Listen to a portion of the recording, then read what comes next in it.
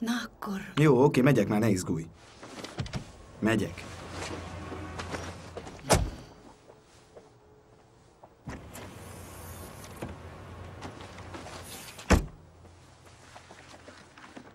Ja, Istenem.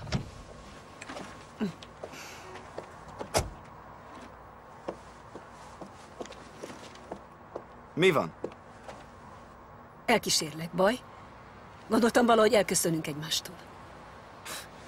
Bedugsz egy kollégiumba.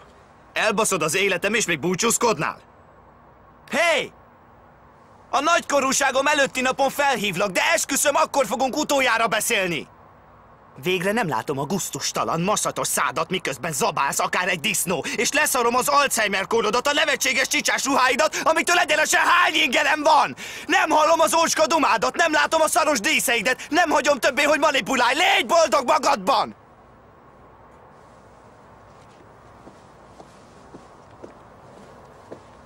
Mit tennél, ha ma meghalnék?